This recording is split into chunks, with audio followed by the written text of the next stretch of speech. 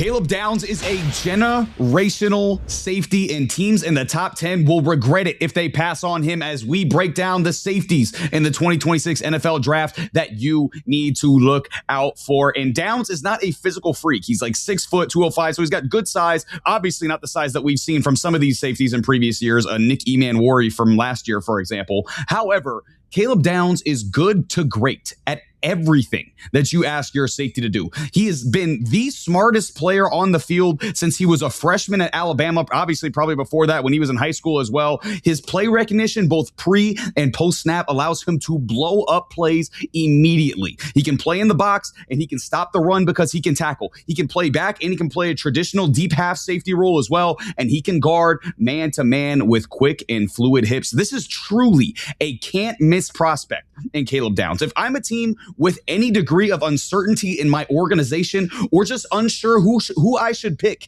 and Caleb Downs is available, this is as close to a guaranteed star as you are going to get in this year's NFL draft. I think the Giants should take him at 5th overall because we've seen what head coach John Harbaugh does with elite safety talents. See Ed Reed, see Kyle Hamilton. Plus, Harbaugh already described Caleb Downs before Caleb Downs has even been drafted or played a down in the NFL as a, quote, Hall of Fame type player. Before the kid has even been drafted. That is insane. So go get Caleb Downs, NFL teams, or regret it down the road. But Downs is the number 1 safety in a talented safety class that probably sees 3 guys drafted in the first round and many more quality players drafted in the later rounds as well. So fellas, what are your thoughts on Caleb Downs, and who is a safety in this class that you have your eye on? What a prospect. Like, I was checking this guy's tape and I'm just like, did he just like, when he was a baby, did like the doctor just play a bunch of safety clips in front of him? Some of the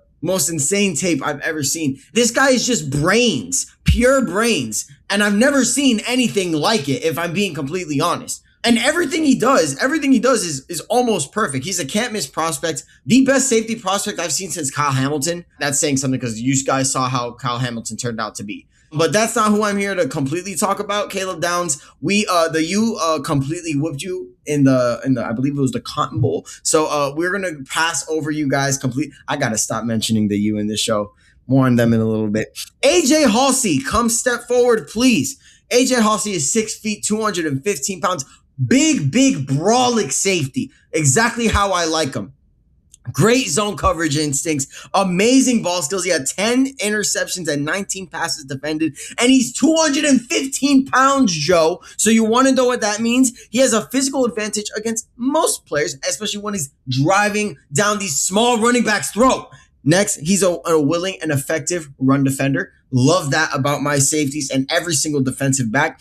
And he's an exceptional sideline to sideline pursuit guy. So this guy, AJ Haulcy, I like him better than I kind of like him better than the kid from Oregon. If you ask me, I kind of like him a little bit better. But you're gonna have beef with Joe with that take. You're gonna have beef with Joe saying something about Thieneman. Dylan Thieneman is him, brother. He is him. But that is a conversation we will have for another day. We're gonna go on to his weaknesses that might make him a little bit better than the kid from Oregon. He doesn't really have the speed or hip quickness or agility to patrol vertical routes, which is, I will admit, what the kid from Oregon is really good at. Okay, he's good at that stuff, and he's Don't also say his name. I'm not gonna say his name. You can say his name. Inconsistent. He's also a relatively inconsistent tackler. So it's like, there's stuff about. I know, Joe. I know.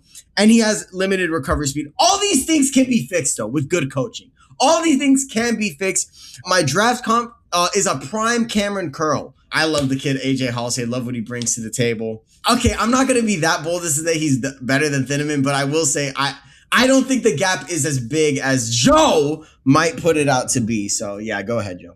So if I had known this was going to turn into a Dylan Thieneman slander piece, I would have picked Dylan Thieneman to give all the reasons why. I have not said anything negative about the kid, okay? I have not. Don't say that. But I didn't do that. Because everyone knows on this segment, I don't look for first round talent. I look for guys at the back end of the board to find steals for your team so you can get excited about day 3 and your undrafted free agent list, people. So that's what I'm going to do. I'm going to stick to my guns and I'm going to do that. And I'm going to talk about a kid that is out of Arizona. He stands 5'11". He's 198 pounds. Absolutely excellent ball tracking skills.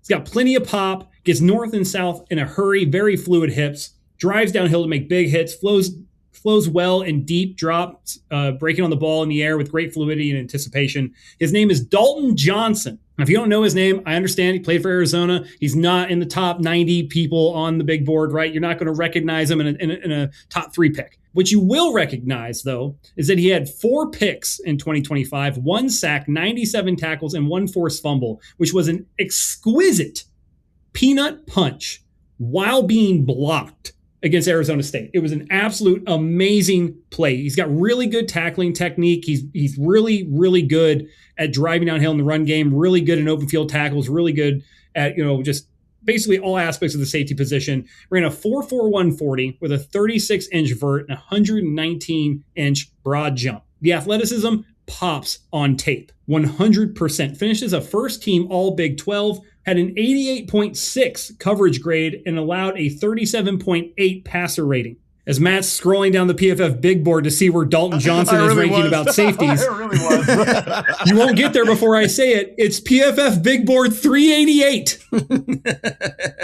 PFF big board 388. All first team Big 12. PFF big board 388. I don't understand. I shit you not. I literally scrolled down for like 2 minutes trying to find where he was, because I have a guy that I want to talk about too. And I was like, oh, I bet Joe didn't go far enough. No, he went 200 spots further down than what my guy is. And my guy is 205, I think. So yeah, Joe is the absolute king of going down the big board and finding gems. That I think pick 388, we talked about it pre-show. I think pick 388 would be like round 13. 9th or 10th round in the draft. So yeah, Joe is does a great job of finding undrafted free agent steal. Undrafted free agent steal right there. So you might not see him on draft day, but you might see him immediately after draft day getting picked up by some NFL team. But there's a guy that I want to talk about as well that might, again, I was going to come in here like, oh, Joe thinks he's got all the gems, but apparently Joe went even further down than me. But I've got a guy who is going to be a day 3 pick, and he could be a gem for your NFL team. It's VJ Payne, the safety out of Kansas State. And he's someone that, again, I talked about it in the last video with traits as far as Takario Davis goes at corner. VJ Payne is someone you want to bet on if you're looking at traits. He's the ideal size speed combination if you want a modern safety. He is 6'3", 205, long arms, and he runs a 4.4 flat 40. All that plays well at the next level. Combine that with, again, all of his Kansas State coaches and his teammates. We'll talk about his leadership. That is a guy that teams are going to absolutely love in the draft process. He can line up everywhere and be effective as well. He does a great job covering tight ends with his length and his physical at the catch point to break up balls. Joe, you talked about how important that is from defensive back, being physical at the catch point, breaking up passes, getting past his defense. Super important from your defensive backs. Plus, he's a super underrated ball hawk as well. He's got good hands. You watch his tape. He had a really nice one-handed pick this last year on film, and he also picked off Shedeur Sanders 2 years ago when Shedeur Sanders was in Colorado. He had a nice interception there as well. Now, he's inconsistent in the run game. He can lack physicality at times. Other times, he can play big and mix it up in the run game. You'll see him knock his head into running backs. He'll knock his head through a defensive lineman every once in a while. He's just very inconsistent with that. And his tackling was a little bit up and down just because of that mentality type stuff. And he has pretty tight hips that are hurting him as well, transitioning, guarding quicker receivers. And Joe, you kind of talked about it with the 3-cone drill and obviously those different change of direction drills. You should look at those as well for defensive backs because, again, if you're covering a wide receiver and their change of direction is really important, your change of direction as a defensive back is just as, if not more important than the wide receivers if you want to make sure that receiver has no separation. So that is one thing that you can be concerned with AJ Payne. Those negatives are concerning. However, in the 6th round of the draft where he's projected to go right now, if you take a chance on those physical traits and the leadership with Payne, someone is going to be very, very happy with him in the 5th, 6th, 7th round. Obviously not the 13th round like Joe's guy was, but somewhere late day 3 in this NFL draft. Fellas, you got anybody else, any of these other safeties that you're looking at as far as the draft this year? I definitely do. Sam, you got one? I do. I have a gem, actually. Well, he's not a gem. It's from the U. I'm not going to lie. Y'all are starting to encroach on my thing here. It's a gem from the University of Miami, word for word, guys. bar for bar. It's a gem from the University of Miami. Of course it is. Oh, my God, with this. You guys know me so well. Oh, my God. Jakobe Thomas. My brother in Christ, Jakobe Thomas. Let me tell you something about this guy. He's got great size for a safety. He's 6'1", 211 pounds. He has the length to contest catches and disrupt throwing windows. He reads QB's eyes very well. He can operate multiple coverages. This is a man that has played 4 defensive schemes and picked up on each and every one of them, according to Draft Buzz. And he processes information relatively quickly, okay? Now, his defect, he has a tackling problem. That's his only thing. He has a tackling problem, and his run defense, considering his size, could be much better. And he doesn't have the speed to cover the deep middle alone, but in a cover 2 set, in a Tampa 2 set, I guarantee you this guy can be a very, very solid safety at the very least. His comp to me is actually a very personal one to me. Dolphins, Javon Holland, because the Giants, Javon Holland wasn't very that good. So, Javon Holland is my comp for him. Jakobe Thomas is a great player. He will be a great player in this league. Because I said so and nobody else. Real quick, Joe. Sammy, you're talking about an awful lot of University of Miami players, and with what obviously you are, they must have won the national championship this year, right? They must have got a national championship with all these players you're talking about. They must have won it all, right? We were 1 play away, Matt. It was not that far off. Had it not been for that terror. Damn Carson Beck that you talked about too. The only player from Miami that Sammy will not talk up is he who should not be named, who has taken snaps in that natty game, brother. It's the only one Sammy won't give clout to. The only one. I don't want Carson Beck. Can we? Look, man. Jakobe Thomas is a phenomenal player. I think he should 1,000% be considered by NFL GMs, man. We'll just keep it at that. Don't talk about the season. The season ended already. What do we? Now that we got our standard segment Miami Hurricane Homer conversation out of the way, we're going to talk about my secondary safety here. Secondary safety, is actually a guy out of Texas Tech.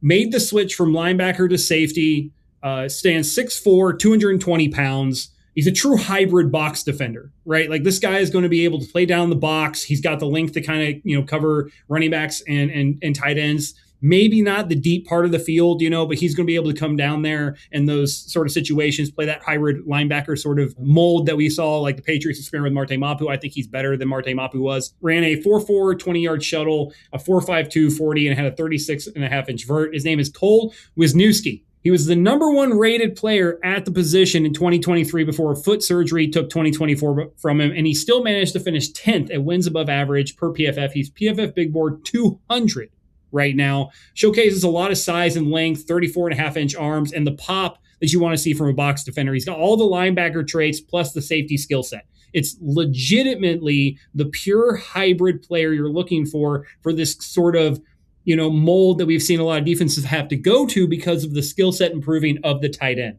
right? Like, and we see how like the tight ends sort of becoming here. Just look at this class. Look at, Sadiq and Stowers and some of these other guys that are coming up in this tight end class. These are the kind of players you need to have on your defense to guard these types of guys, right?